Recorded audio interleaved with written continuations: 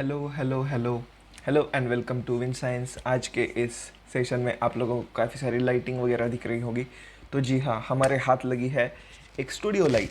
तो 1 मिनट में हम लोग फ्रीडम ऑफ स्पीच कर लेते हैं। ओके, माइक हाथ में आ चुका है। सो हमारे हाथ लगी है एक स्टूडियो माइक, तो इसीलिए हमने वहाँ पे फिट की है। उसका स्टैंड अभी आने वाला है कुछ दिनों में, तब तक के लिए बस ऐसे ही हम एडजस्ट कर लेंगे, कोई प्रॉब्लम नहीं। You guys are watching Win Science, and we were about to enter into the third lecture, part 3 of the chapter called as Heredity and Evolution. अब हम आज के इस टॉपिक पर आकर हेरिडिटी का जो सेक्शन है इस चैप्टर का, वो सब कुछ ख़त्म करने वाले हैं। और इसके बाद वाले में हम लोग स्टार्ट करेंगे इवोल्यूशन का।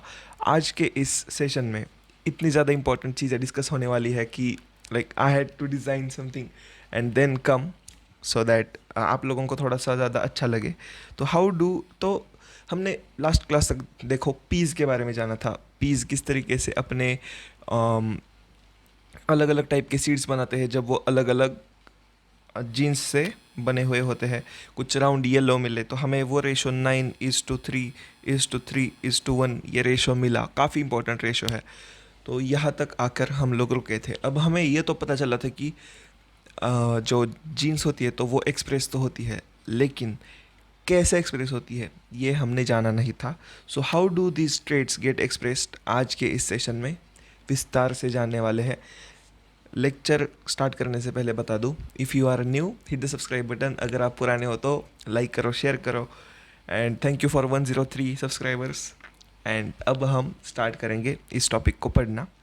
How do these traits get expressed, how do the okay how does the how does the mechanism of heredity work. अब हमने हेरिडिटी में जाना तो था कि पेरेंट्स से कैरेक्टर्स आते हैं और वो आगे की जनरेशन में पास ऑन हो जाते हैं।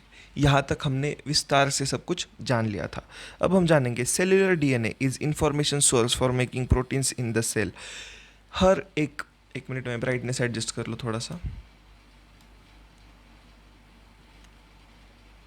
एकदम रेड रेड दिख रहा है सब कुछ। ओके, जाने दो चलो। सो हमने यहाँ तक तो जाना है कि हर एक human being is made up of cells. Cells has nucleus. Nucleus के अंदर आप लोगों को जो है डीएनए दिखेगा। DNA is the source of all your genetic material. जो भी आप लोगों के बारे में जो जेनेटिक इन्फॉर्मेशन है तो वो बस डीएनए के कारण है, और कोई ऑर्गन नहीं बना जो जेनेटिक इन्फॉर्मेशन को स्टोर कर सके। तो इट इज़ डीएनए। तो डीएनए से ही जो है आपके प्रोटीन। अब देखो डीएनए से आप लोग कैसे बनते हैं वो मैं दिखा दूँ आप लोगों को। देखो डीएनए होता है, उससे बनते हैं आरएनए। अब ये आरएनए क्या है, डीएनए का छोटा भाई है, और इस आरएनए से बनता है क्या, प्रोटीन। तो ये जो प्रोटीन है तो वो स्पेसिफिक जगह पे जाके एक ऑर्गेनिज्म का शेप ले लेता है। तो इनडायरेक्टली हम कह सकते हैं कि डीएनए जो है वो इंफॉर्मेशन स्टोरिंग मैकेनिज्म है। तो a section of DNA that provides information for one protein is called as gene of that protein. अब हम जीन की डेफिनेशन तक आ चुके हैं कि इस डीएनए का, चलो यहाँ से यहाँ तक का पार्ट मान लिया हमने, ये पार्ट ले लिया। तो इससे अगर कोई एक स्पेसिफिक प्रोटीन बन रहा है तो दैट इज़ वन जीन। तो कौन सा प्रोटीन, तो आप प्रोटीन का एक एग्जांपल ले लेते हैं कि कोई एक एसिड के नाम से एक प्रोटीन होता है, चलो तो वो प्रोटीन बनाना है। या फिर चलो बोन वाला मसल वाला प्रोटीन ले लेते हैं, चलो मसल में जो प्रोटीन जाता है तो वो, तो अगर वो बनाना है तो जो डीएनए का सेक्शन यहाँ से स्टार्ट होगा यहाँ तक एंड होगा। वैसे डीएनए काफ़ी लंबा होता है, सेल के अंदर होकर भी काफ़ी ज़्यादा लंबा होता है। तो उसके एक सेक्शन को हम लोग कह देते हैं क्या, जीन, जो किसी भी एक स्पेसिफिक प्रोटीन की मैन्युफैक्चरिंग में हेल्प करे। So this is what we need to know. How do proteins control the characteristics that we are discussing here. अब ये जो हेरिडिटी, ये जो हमने जीन्स जाने, तो ये प्रोटीन्स किस तरीके से कंट्रोल करते हैं, किस तरीके से प्रोटीन्स आपके कैरेक्टरिस्टिक्स को कंट्रोल करते हैं। तो देखो, let us take an example of tallness as a character. अब हम लोग ले लेते हैं टॉलनेस एज अ कैरेक्टर। ये ले लो, चलो आपका मैं शक्ल बना देता हूँ। ये आप थोड़े से क्यूट से हो तो ओके, ये आपकी शक्ल, ये आपके पैर। अब देखो, जितना ज़्यादा प्रोटीन होगा, जितना ज़्यादा प्रोटीन होगा उतने ज़्यादा आप टॉल बनोगे। तो जितने ज़्यादा आप टॉल बनोगे उतना ज़्यादा आपकी हाइट बढ़ेगी। अब ये कितना प्रोटीन्स के जीन्स है तो दिस, या फिर कितने टॉलनेस के जीन्स है, ये डिपेंड्स ऑन योर जेनेटिक्स। आपकी जेनेटिकली आप लोगों की हाइट डिसाइड हो जाती है कि जितने आपके पेरेंट्स के उतने ही एवरेज आपकी हाइट होगी। We know that the plants have hormones that can trigger growth. Plants height this can depend on amount of particular plant hormone. जिस तरीके से प्लांट्स की हाइट, अब प्लांट्स जब भी ग्रो करेंगे तो उनकी हाइट जो है तो वो जितने हार्मोन्स रिलीज होंगे उतनी उनकी हाइट बढ़ती जाएगी। तो इनडायरेक्टली हम ऐसे कह सकते हैं कि जितना ग्रोथ हार्मोन होगा उतना ही हाइट बढ़ेगा। तो अब कितना प्लांट हार्मोन होगा, जितना प्लांट हार्मोन होगा उतनी ही प्लांट की हाइट बढ़ेगी। अब कितना प्लांट हार्मोन होगा ये सवाल आता है। तो कितना प्लांट हार्मोन होगा, it depends on how efficiently your protein cycle is working. It depends on efficiency, कितनी इफिशिएंटली आपकी बॉडी, मतलब प्लांट की बॉडी प्लांट का हार्मोन बना रही है। अगर वो चलो मान लेते हैं 10 लीटर बना रही है एक दिन में, और किसी दूसरे प्लांट की बस 1 लीटर बना रही है, तो ऑब्वियसली 1 लीटर वाला प्लांट छोटा रहेगा। जो 10 लीटर बना रही है तो वो बड़े, तो उसकी हाइट ज़्यादा आ जाएगी। ये आप लोगों को साफ साफ दिख जाने वाला है। तो इससे हम लोग एक लॉजिकल एक्सप्लेनेशन एक्सट्रैक्ट कर सकते हैं जो ये कहता है कि जो चीज़ इफ़िशियंसी को कंट्रोल करेगी वो eight the end of the day plant की हाइट को कंट्रोल करेगी, और ये इफ़िशियंसी आपके जीन्स पे डिपेंडेंट है। सो this is how the flow is in plants. उसी तरीके से हम लोग ह्यूमंस में ले लेते हैं।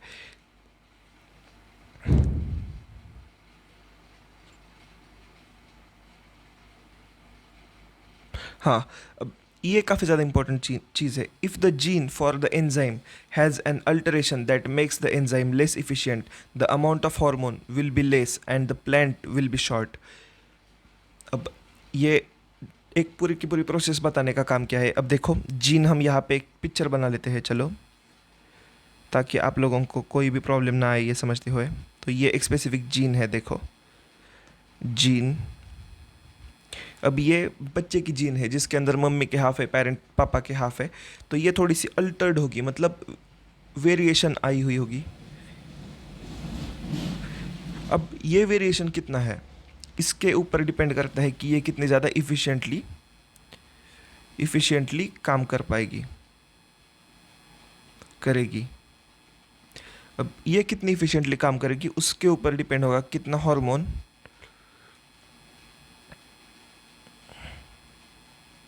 रिलीज़ होगा। कितना हार्मोन रिलीज़ होगा उसके ऊपर डिपेंड है कि कितना टॉल टॉल प्लांट होगा। तो this is how things are interrelated. तो at the end of the day, काफ़ी ज़्यादा इंपॉर्टेंट लाइन है, this gene control the characteristics और द ट्रेट। तो at the end of the day gene controls the characteristic, जो भी characteristic आप लोगों को दिखने वाली है, that is control by the gene. ये कितना इंटरेस्टिंग है अगर हम लोग ऐसे बस सोचे इसके बारे में कि कितनी कॉम्प्लेक्स मैकेनिज़्म, वो भी एक ह्यूमन बॉडी में या फिर किसी प्लांट में या फिर किसी भी लिविंग ऑर्गेनिज्म में। काफ़ी मतलब काफ़ी ज़्यादा इंटरेस्टिंग है मेरे हिसाब से, काफ़ी ज़्यादा सोचा जा सकता है इस चीज़ के ऊपर according to me. If the interpretation of Mendelian experiment we have been discussing are correct, then both parent must be contributing equally to the DNA of the progeny during sexual reproduction। ये line वैसे copy paste है जो हमने पहले last class के starting में देखी थी। पेरेंट्स के हाफ हाफ कंट्रीब्यूशन होता है नए डीएनए फॉर्मेशन में या फिर नए वेरिएशन के फॉर्मेशन में। We have discuss the issue in the previous chapter. If the both parents help to determine the trait of the progeny, both parents must be contributing copy of same gene। This means that each pea plant must have two sets of genes। ये भी हमने last class में बातें की है। अगर आपने वो नहीं देखा, आई हाईली रिकमेंड, बस नज़र डाल के आओ, क्योंकि आप लोगों को जो जीन्स के जो कंसेप्ट है तो वो वहाँ पे अच्छे से क्लियर किए गए हैं। यहाँ पर भी हम लोग वैसे पढ़ा देंगे, लेकिन वहाँ पे वो डेडिकेटेड लेक्चर बस इसीलिए है। So I highly recommend you guys to watch that lecture. One inherited from each parent for this mechanism to work, each germ cell must have only one set gene. तो देखो हर एक organism में two sets of gene होते हैं, एक dominant वाला एक recessive वाला। जो डोमिनेंट वाला होगा तो वो शो करेगा, जो रिसेसिव वाला होगा तो वो शो नहीं करेगा। काफ़ी ऑब्वियस चीज़ें हैं। द टू कैरेक्टरिस्टिक्स आर जो है राउंड एंड ये छोटा वाला जो ग्रीन है, green would be link to each other and can not be independently inherited. Obviously सिर्फ एक ही नहीं जाएगी, पूरी की पूरी जाएगी, तो जो भी इनहेरिट होने वाली कैरेक्टर है तो वो it will be link to each other, या फिर हम लोग ऐसा कह सकते हैं कि it can not be inherited independently, वो साथ में ही इनहेरिट होने वाली है आगे। अगर हम सिर्फ आर वाई वाला अगर प्लांट ले ले जो है कि ये हो गया ग्रीन और ये राउंड ग्रीन, तो देखो कुछ इस तरीके का जो पी है जो राउंड है और ग्रीन है, तो उसके अंदर जो भी कैरेक्टरिस्टिक्स है तो वो जब इनहेरिट होगी तो दोनों के साथ होने वाली है inherit. This is explain by the fact that each gene set is present not as a single long thread at DNA but separate independent pieces that are called as chromosomes। अब ये chromosomes कैसे होते हैं सब कुछ मैं बता दूंगा। देखो ये जो कैरेक्टर्स है मतलब या फिर ये जो ट्रेड्स है तो ये ऐसे इंडिपेंडेंटली ऐसे ऐसे तैरते नहीं रहेंगे, तो ये रैंडमली फ्लोट नहीं करेंगे बल्कि इनका एक स्पेसिफिक शेप होगा। अब ये शेप आप कहोगे सर लेकिन ये शेप कहाँ पे दिखता है? अगर आपने जो न्यूक्लियस है उसे अगर जूम करके देखा तो आप लोगों को कुछ इस तरीके का शेप दिखने वाला है। देखो ये डीएनए के स्ट्रैंड्स है eight the end of the day, तो ये डीएनए के स्ट्रैंड्स कुछ इस तरीके से खुद को एक शेप में बना लेते हैं। अब मैंने ये वैसे ड्रॉ तो किया लेकिन चलो कुछ इस तरीके के ये होंगे। ओके, अब ये हो गया एक, इसके अंदर एक ये सेंटर में एक छोटा सा पार्ट होगा, ये ऊपर एक और नीचे एक, तो कुछ इस तरीके से एक क्रोमोसोम दिखेगा आप लोगों को किसी नॉर्मल सेल में। अब जब हम लोग पढ़ते हैं माइटोसिस मतलब सेल डिवीजन, तो सेल डिवीजन के टाइम पे जो है आप लोगों को कुछ इस तरीके की चीज़ें दिखने वाली है। इसका मतलब क्या कि बस ये हैंड इसको रिप्लिकेट कर लेता है और ये हैंड खुद को रिप्लिकेट कर लेता है ताकि जेनेटिक मटेरियल डबल हो सके। उसके बाद क्या होता है देखो, अब ये जेनेटिक मटेरियल अगर यहाँ पे x था तो यहाँ पे 2x हो जाता है। अब जब डिवीजन हो जाएगा उसके बाद क्या होगा पता है, और कुछ इस तरीके से ऐसे दो क्रोमोसोम सेपरेट हो जाएंगे। हमारे ह्यूमन बॉडी में 23 सेट्स ऑफ क्रोमोसोम्स आप लोगों को मिल जाते हैं, मतलब 23 कैरेक्टर्स आप लोगों को वेरिंग कैरेक्टर्स दिख जाएंगी। Thus each cell will have 2 copies of each chromosome. देखो 2 कॉपीज ऑफ ईच क्रोमोसोम हर एक सेल में आप लोगों को दिख जाएगी, one each from male and the female parent. तो जो क्रोमोसोम का जो कंट्रीब्यूशन होगा क्रोमोसोम के अंदर क्रोमोसोम बनाने में, तो उसके अंदर मम्मी का हाफ पापा का हाफ होगा। This is what you need to know. Subscribe to Win Science. ये मैंने पीछे बनाया था, ऐसे प्रिंट किया हुआ है, subscribe to Win Science. So please subscribe to Win Science. Every germ cell will take one chromosome from each pair of these, may be either maternal or paternal in origin. Every germ cell will take one chromosome from each pair. अब देखो ये each pair है, अब देखो तो इसके अंदर से हर एक जर्म सेल, अब देखो जर्म सेल्स का कैरेक्टर क्या है कि वो हाफ डीएनए लेके जाते हैं, दूसरी साइड से हाफ आता है और वो फ्यूज़ करके एक नया जाइगोट बना देते हैं या फिर एक नया ऑर्गेनिज्म को जन्म देते हैं। तो इसके अंदर एक तो हाफ होगा मम्मी का या फिर एक हाफ होगा पापा का, बस उतना ही फिट हो सकता है।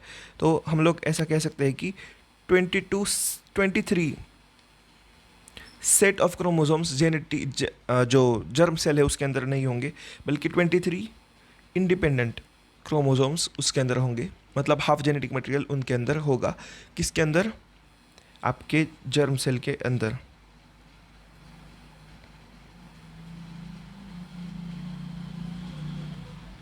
So this is what, अरे यार, so this is what you need to know। बस इसके बारे में, when two germ cells combine they will restore normal number of chromosomes in the progeny ensuring the stability of DNA of the species। इसका क्या मतलब है? देखो जब एक स्पर्म और एक एग कंबाइन हो जाएंगे ना, तो देखो इसके पास 23 क्रोमोसोम्स, इसके पास 23, ये मिल के अपने पास बनाएंगे 23 कंप्लीट क्रोमोसोम्स। अब ये कंप्लीट क्रोमोसोम्स कैसे होते हैं मैं बता देता हूँ, एक मिनट आप लोगों को मैं इमेज बता देता हूँ।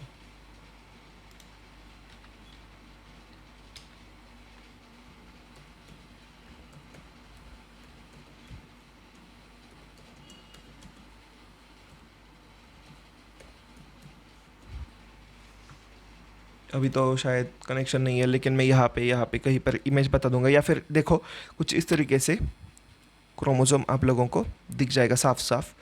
अगर आपने ये नेकेड आई से नहीं दिखता वैसे, ये आप लोगों को माइक्रोस्कोप के अंदर भी शायद काफ़ी पावरफुल माइक्रोस्कोप के अंदर ही दिखेगा। अब देखो, such mechanisms of inheritance explains the result of Mendel's experiment and is use all by all sexually reproducing organisms, but asexually reproducing organisms also follow a similar rule of inheritance. हम लोग 2 class से बस यही inheritance के बारे में जान रहे थे। तो सेक्सुअली रिप्रोड्यूसिंग ऑर्गेनिजम्स जो होते हैं उनके अंदर जिस तरीके का आप लोगों को रिप्रोडक्शन का पैटर्न मिलने वाला है, उसी तरीके का रिप्रोडक्शन का पैटर्न आपको मिलने वाला है असेक्सुअली रिप्रोड्यूसिंग ऑर्गेनिजम्स में। बट फ़र्क उन दोनों में ये आ जाता है कि सेक्सुअल के अंदर ज़्यादा वेरिएशन आप लोगों को मिलेगा, because half of the genetic material is coming from mom and half is coming from dad. But in the asexually reproducing organisms ऐसे कोई मतलब ऐसा कोई सीन ही नहीं होता, बस उनके अंदर थोड़ा सा वेरिएशन आ जाता है और इनहेरिटेंस हो जाता है। अब इन क्रोमोजोम्स का या फिर इस जेनेटिक मटेरियल का एक और काम है। चलो मान लो एक जाइगोट फॉर्म हो गया, लेकिन ये जाइगोट मेल है या ये जाइगोट फीमेल है, ये डिटर्मिनेशन करना काफ़ी ज़्यादा इंपॉर्टेंट है। और इसीलिए हम लोग जानने वाले हैं सेक्स डिटर्मिनेशन। अगर आप लोग सिर्फ सेक्स डिटर्मिनेशन वाली क्लास जान रहे हो तो शायद आप लोगों को थोड़ा क्रोमोजोम वगैरह जानना डिफ़िकल्ट हो जाए। तो आप लोग इससे पहला या फिर एक बड़ा वाला जो लेक्चर है, जो शायद इस लेक्चर से थोड़ा सा ज़्यादा बड़ा है, तो वो देख लो। आप लोगों को ये सेक्स डिटर्मिनेशन आप लोगों को 2 टाइप्स में मिलने वाला है, एक है शॉर्ट एक्सप्लेनेशन और एक है चैनल प्लेलिस्ट। अगर आप लोग शॉर्ट एक्सप्लेनेशन देख रहे हो तो आप लोग चैनल प्लेलिस्ट पे जाके हाउ हेरिडिटी एंड इवोल्यूशन देख लो, वहाँ पे आप लोगों को एक फुल लेक्चर इस पर मिलने वाला है, तो वो देख लो। Thank you so much. Now let's get into it. Sex determination मतलब एक न्यू बॉर्न बेबी का जेंडर क्या होगा, या फिर न्यू बॉर्न जाइगोट कैसे डिसाइड करेगा कि मेरा जेंडर ये है, मेरा जेंडर ये नहीं है। कभी सोचा है? Like just for a second आप लोग इमेजिन कर लो, एक जाइगोट है, तो वो कैसे डिसाइड करेगा कि एम आई अ मेल और एम आई अ फीमेल? तो देखो, at the time of formation of zygote, right at that time it is decided कि ये बायोलॉजिकली एक मेल होगा या फिर ये बायोलॉजिकली एक फीमेल होगा। Yes, before you are born, before your sexual organs develop, सबसे पहले आपका जेंडर भी फिक्स हो जाता है जब आपके सारे के सारे क्रोमोसोम्स, मतलब मम्मी के साइड वाले पापा के साइड वाले जब मीट होंगे, तभी डिसाइड हो जाएगा कि भाई इसका जेंडर ये है या फिर इसका सेक्स ये है। तो this all happens when you are just like 1 cell old. काफ़ी इंटरेस्टिंग चीज़ है वैसे। How is the sex of a new born individual determined? तो कैसे होगा ये sex determination? Different species use different strategies for this. अब हम थोड़ा सा और सारे ऑर्गेनिजम्स के बारे में भी जानेंगे। वैसे एक फैक्ट बता दूँ, टॉर्टॉइज के अंदर या स्नेल्स के अंदर अगर जितना टेम्परेचर होगा, अगर उस सेट ऑफ टेम्परेचर में होगा तो फीमेल्स होंगी, और उसके आगे या फिर उसके पीछे होगा तो मेल्स हो जाएंगे, या फिर उल्टा, तो कुछ ऐसे उनके अंदर होता है। तो some rely entirely on environmental cues, मतलब सिर्फ एनवायरमेंटल चीज़ों पर ही बेबी का जो जेंडर है तो वो डिसाइड होता है। This in some animals like few reptiles, temperature at which fertilised eggs are kept determines whether the animal is develop will be male या फिर फीमेल। तो ये रेप्टाइल्स के अंदर भी होता है। In some animals such as snails individual can change sex. अरे हाँ, ओके, तो यहाँ पर आप लोगों को जानना है, मैंने थोड़ा सा ऊपर नीचे कर दिया। तो रेप्टाइल्स के अंदर टेम्परेचर और स्नेल्स के अंदर, ये स्नेल्स कभी भी अपना जेंडर चेंज कर सकती है, indicating that the sex is not genetically determined. तो ये इनके अंदर इंडिकेट करता है कि सेक्स हर टाइम जेनेटिकली डिटरमाइंड ना हो, तो मतलब वो आगे जाके लाइफ के आगे वाले पार्ट्स में चेंज भी हो सकता है। स्नेल्स के अंदर, ह्यूमंस के अंदर नहीं। ह्यूमंस के अंदर it is decided when you are born. However, in human beings, the sex of the individual is largely genetically determined. अब genetically determined, environmentally determined, ये क्या है? Environmentally determined मतलब environment के factors affect करेंगे कि कौन सा gender baby का होने वाला है। Sexually या फिर genetically determined मतलब क्या? यहाँ पर जीन्स ही डिटरमाइन करेगी कि ये बच्चा होगा तो ये बेटा होगा या फिर बेटी होगी, ये इंजीनियर होगा या फिर ये डॉक्टर होगा, कुछ ऐसा। In other words gene inherited from our parents decide whether we will be boys और गर्ल्स। काफ़ी इंपॉर्टेंट चीज़ है। तो आपके पेरेंट्स के ही मतलब जो जीन्स इनहेरिट करोगे आप वही डिटरमाइन करेंगे कि आप लोग मेल होंगे या फिर आप लोग फीमेल होंगे। But so for we have assumed that the similar gene set are inherited from both parents. अब तक हमने जो जाना है तो वो है कि देखो, but so far we have assume that similar gene sets are inherited from both parents. तो हमने अब तक जाना है कि सेम ही जीन्स का सेट जो है तो वो हमने इनहेरिट किया हुआ है। ये हमें वैसे देखा जाए तो हम लोग हाफ मम्मी से और हाफ पापा से ही ले लेते हैं हमारा जीन्स का set. If that is the case, how is the genetic inheritance determine, how can genetic inheritance determine sex? तो अब देखो, हमने तो ये तो जाना है कि हम लोग जेनेटिक सेट जो है तो वो मम्मी से ले लेते हैं, पापा से ले लेते हैं। तो फिर हम कैसे डिटरमाइन कर लेते हैं कि ये बेबी होगा या फिर ये ये बॉय होगा तो फिर ये गर्ल होगा। सो the explanation lies in the facts that all human chromosomes are not paired. Most human chromosomes have a maternal or a paternal copy and we have 22 such pairs. इसका क्या आंसर है? तो देखो, explanation lies in the fact that human chromosomes are not paired. तो हर एक chromosome, देखो chromosomes जो है तो वो कुछ ऐसे होंगे, राइट? तो हर एक क्रोमोसोम ऐसे पेयर्ड हो ऐसा ज़रूरी नहीं है। तो देखो, हमारे अंदर 22 पेयर्ड होते हैं और एक स्पेसिफिक होता है जिसे हम लोग सेक्स क्रोमोसोम कहते हैं। देखो, सेक्स क्रोमोसोम होता है तो वो एक पेयर होता है जो जिसे हम लोग कह देते हैं सेक्स क्रोमोसोम, और वो ही है जो डिटरमाइन करता है कि बेबी का जेंडर क्या होने वाला है। But one pair called a sex chromosome is odd and not always being perfect pair. तो वो एक सेक्स क्रोमोसोम होता है तो वो एक परफेक्ट पेयर नहीं होता। Women have perfect pair of sex chromosomes called as X. तो फिर देखो, वुमेन के अंदर परफेक्ट 2 क्रोमोसोम की पेयर्स होती है that are called as X. तो फिर 2 होगी, राइट? पेयर है तो 2 होगी। एंड मैन, तो मैन के अंदर जो है आप लोगों को दिख जाएगा एक एक्स होगा और एक दूसरा स्लाइटली एक्स नहीं होगा। मतलब समझ रहे हो, एक एक्स होगा और दूसरा स्लाइटली एक्स नहीं होगा तो वो हम लोग उसे कह देते हैं वाई। तो एक नॉर्मल साइज़ जो होता है तो उसे हम लोग एक्स कह देते हैं, लेकिन जो एक नॉर्मल साइज़ नहीं होता, जो एक्स नहीं होता, तो उसे हम लोग कह देते हैं Y.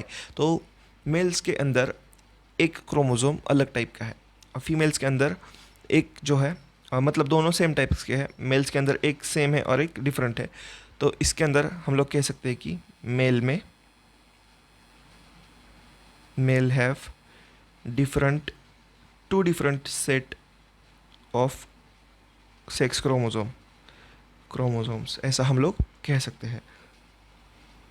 So women are here while the men are this. Now we can work out what inheritance pattern X and Y will be. अब आ जाता है एक थोड़ा सा कंफ्यूजिंग पार्ट। अब देखो, हमने लास्ट क्लास में जो है पीज़ के बारे में जाना था। तो पीज़ के अंदर एक ऐसा होगा और एक ऐसा होगा। तो इसके अंदर देखो, आप लोगों को यहाँ पर हम लोग मान लेते हैं X और इसके अंदर XY होगा।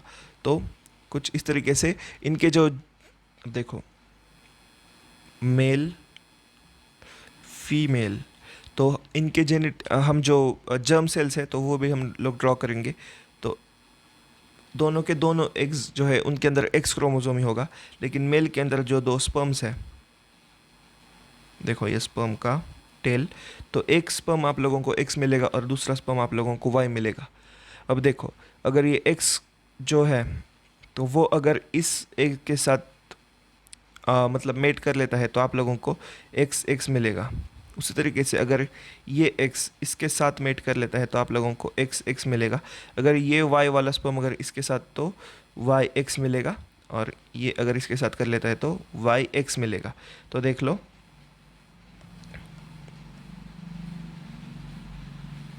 लो, आप लोगों को साफ साफ मिल जाएगा एक्स एक्स मतलब she will be a female, ये हो जाएगा फीमेल, ये हो जाएगा मेल और ये हो जाएगा मेल। तो आप लोगों को मैंने क्रॉस भी करके दिखा दिया। अब इसका इम्प्लीकेशन, इसके आगे वाली इफेक्ट्स क्या है देखो। हम लोग ऐसा कह सकते हैं कि every reproduction will have a chance of generating a female and a male in equal numbers. काफ़ी सरप्राइजिंग है। अब देखो आप लोगों को हर एक रिप्रोडक्शन के बाद चांसेस है कि इक्वल चांसेस है कि एक मेल हो जाए या फिर एक फीमेल बच्चा प्रोड्यूस हो जाए। Literally after every mating there is a possibility of a male और a female child. So this is what it is. मैंने आप लोगों को इसके आगे का भी वो जो है तो वो मैंने आप लोगों को बता दिया। देखो अगर एक्स एक्स होगा तो आप लोगों को फीमेल मिलेगी, अगर एक्स वाई होगा तो आप लोगों को एक मेल मिलेगा। So half the children will be boys and half will be girls. This is how creative nature gets when it has to maintain the balance between male and female, या फिर sex ratio में जब उसे balance लाना है तो this is how creative nature itself gets. हम ही ह्यूमंस है जो हम खुद को बहुत ज़्यादा 30 मार खान समझते हैं और नेचर को डिस्ट्रॉय कर लेते हैं, लेकिन nature is pretty smart to restore its number automatically without even having any efforts to do. All children will inherit X chromosome from the mother regardless whether they are boys or girls. तो boys हो या girls हो, देखो girls के अंदर एक minute pen change X X और boys के अंदर एक्स वाई क्रोमोजोम्स होंगे। तो एक्स तो कॉमन है जो मम्मी से इनहेरिट होगा। अब ये एक्स या फिर वाई ये होगा पापा से जो क्रोमोजोम मिलेगा उसके ऊपर डिपेंड है। अब मैं बॉय हूँ तो मेरा होगा एक्स वाई, और एक अगर चलो मान लेते हैं हाइपोथेटिकली एक गर्ल होगी तो उसका होगा X X chromosomes. So this is what it is that you need to know. Thus sex of children will be determined by what they inherit from their father. तो अगर किसी महिला को गर्ल होती है तो दैट विल बी हुज मतलब that will be whose responsibility, या फिर हम लोग ऐसा कह सकते हैं कि किसके कारण उसके अंदर एक गर्ल हुई है। तो आंसर इज़ मेल। तो फीमेल नहीं, मेल के अंदर से ही जो आप लोगों को एक्स और वाई ऐसे दो टाइप के क्रोमोसोम्स बाहर आते हुए मिलेंगे, और उसी वजह से आप लोगों को जो है जो इनहेरिट करेगी तो वैसा ही आप लोगों को जाइगोट के अंदर जेंडर मिलेगा, या फिर जाइगोट का जेंडर आप लोगों को मिलेगा। A child who inherits X chromosomes from her father will be a girl, and one who inherits Y chromosome from him will be a boy. This is what it is. काफ़ी easy है वैसे देखा जाए तो। देखो अगर आप लोगों को इसके ऊपर सवाल आते हैं तो आप लोगों को ये जो है ये काफ़ी इंपॉर्टेंट है, तो ये आप लोगों को मतलब समझ में आना चाहिए। ये डायग्राम क्या कहता है, देखो sex determination in human beings. तो एवरी टाइम देर इज़ क्या कह सकते हैं हम, every time there is fertilisation there is chance of 50% of male and 50% of female. अब मैंने आप लोगों को ये भी काफ़ी इन डेप्थ जाकर पढ़ा दिया है। वैसे ये 11th-12th वालों के लिए ठीक है, आप लोगों के लिए इतनी ज़रूरत नहीं है, लेकिन मैंने आप लोगों को बता दिया so that you don't miss on anything, और आप लोगों को ये भी फंडा क्लियर हो जाए। तो अब मुझे मेरे सवालों का जवाब दो। फीमेल्स के अंदर कौन से क्रोमोसोम्स का सेट आप लोगों को मिलेगा? X x. मेल्स के अंदर X and Y. And one more thing that you need to know is के हमारे अंदर कितने क्रोमोसोम्स होते हैं। वैसे देखा जाए तो 23 pairs of chromosomes, 23 pairs of chromosomes आपके अंदर होती है, जो कि होती है किस लिए उसके अंदर सॉरी तो 23 के अंदर में से 22 होती है जो है क्रोमोसोम्स और नॉर्मल क्रोमोसोम्स, और जो एक होता है वो होता है सेक्स क्रोमोसोम। सेक्स क्रोमोसोम में दो टाइप्स होते हैं, मेल्स के अंदर और फीमेल्स के अंदर सिर्फ एक्स और एक्स होता है। मेल्स के अंदर होता है एक्स एंड वाई। वाई जब आएगा तो उसका बन जाएगा बॉय, एंड जब एक्स आएगा तो उसकी ऑटोमेटिकली गर्ल बन जाने वाली है। This is what you need to know. अब हम आ जाते हैं नेक्स्ट टॉपिक पर जो है इवोल्यूशन। काफ़ी इंपॉर्टेंट टॉपिक है। इवोल्यूशन एक प्रोसेस है। इवोल्यूशन कैसे एक प्रोसेस है? अब हम लोग कहाँ से इवॉल्व करके आए और हम लोग कहाँ पे जाने वाले हैं, सारी चीज़ें नेक्स्ट क्लास में हम लोग काफ़ी अच्छे से जानने वाले हैं। सो मिलते हैं नेक्स्ट क्लास में। Please subscribe I want 1 million, तो सब्सक्राइब कर दो and see you in the next video. Bye bye. You guys are watching Win Science and you guys are watching Win Science. अगर आप लोगों को वैल्यू मिली है तो लेक्चर शेयर कर दीजिए एंड बाय।